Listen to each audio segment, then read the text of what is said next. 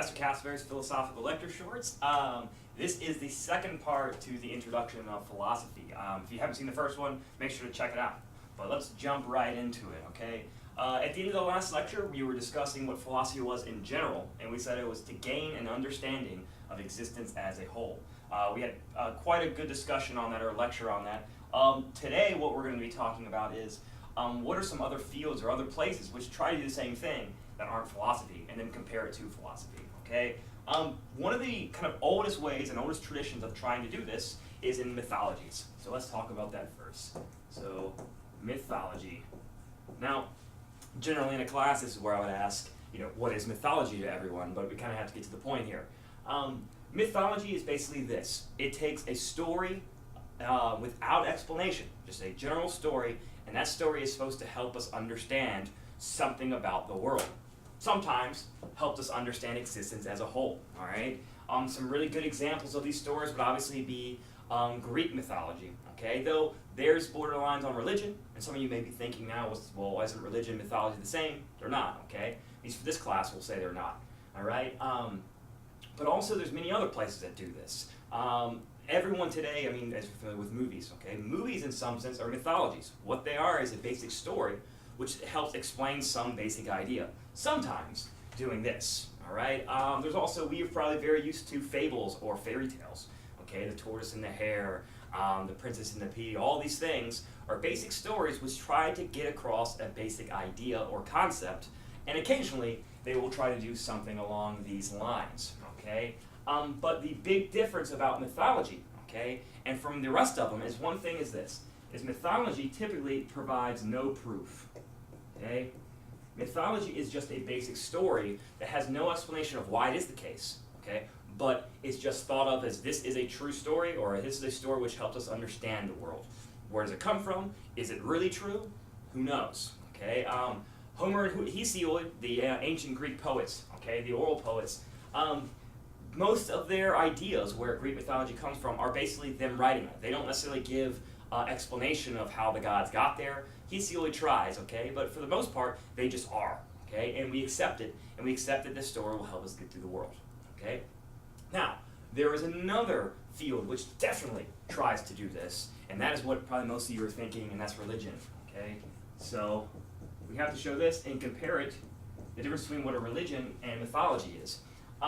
There is one main big difference between religion and mythology. Religion as well provides a story which helps us understand the world and typically existence as a whole, okay?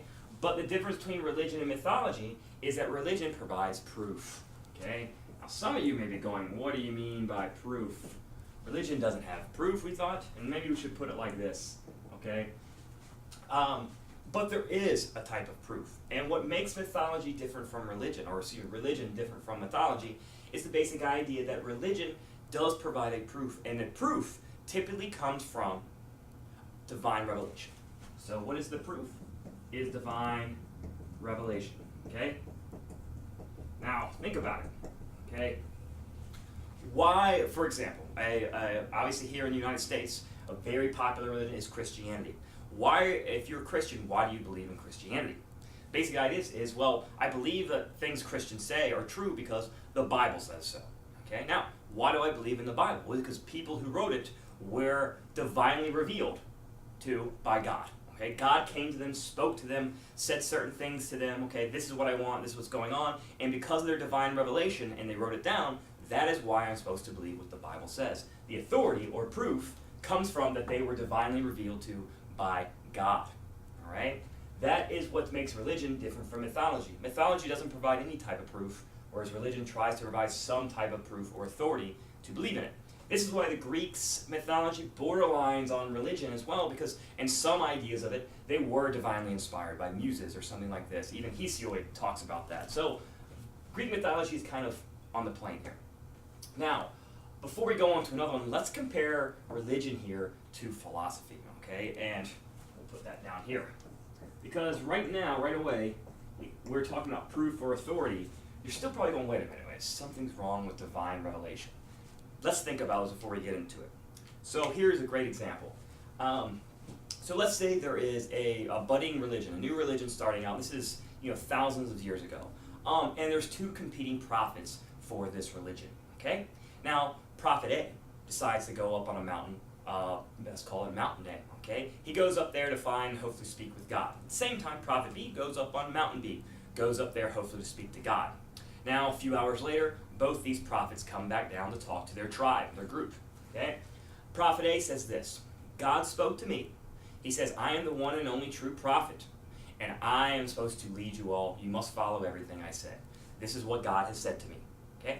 Now, Prophet B comes back down and goes, God spoke to me, the one and only true God, and said, I am the one and only true prophet, and I am supposed to lead you all, and you're all supposed to listen to me.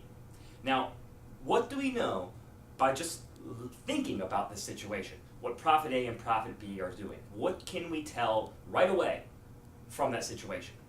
Now, the thing is, what we can tell right away is because Prophet A has said that I am the one and only true prophet, and God has only spoken to me, and Prophet B has said, I'm the one and only true prophet, and God has spoken to me. What we can know right away is at least one of them is lying. We know it. Because both are saying something what the other one cannot possibly be. This is called a contradiction, okay? One is saying, I'm the only one. The other one's saying, no, I'm the only one. Well, we know at least just from this, on the surface of this, that one of them has to be lying. Now, they both could be lying. They both maybe didn't even talk to God. But we know by using logic, or what we would call reasoning alone, that one of them has to be lying. We know we should be very kind of skeptical of these two. And that is what philosophy is the difference between philosophy and religion.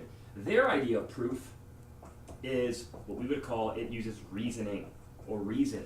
Philosophy attempts to use reason in order to prove their ideas about the understanding of existence as a whole, whereas religion uses something like divine revelation. And right there, that little example, if we were to be this tribe and these two prophets came down and did this to us, by using our reason alone, we can know these things about it, okay? One of them is definitely lying. Both could be lying, but one of them definitely is. That is what philosophy does. It tries to gain this by using reasoning, okay? So, there is another field, and this is where we really need to compare it. There's another field which also seeks this, okay, or it seems to do so, right? But also uses reasoning, and that is what we call science. And I think we really need to look at the difference between science and philosophy. This will be our last thing we do in this section, okay? Now, science. Most people will say this, not most people, but a lot of people think that maybe science has come along and done what philosophers for years and thousands of years have tried to do. Science has come along and done it much better, and there's really no need for philosophy anymore. To possibly quote someone like, or to mishandle a quote, someone like Nietzsche, we could say instead of God is dead, perhaps philosophy is dead. The things that it used to want to do is not needed anymore because science comes along and takes care of it.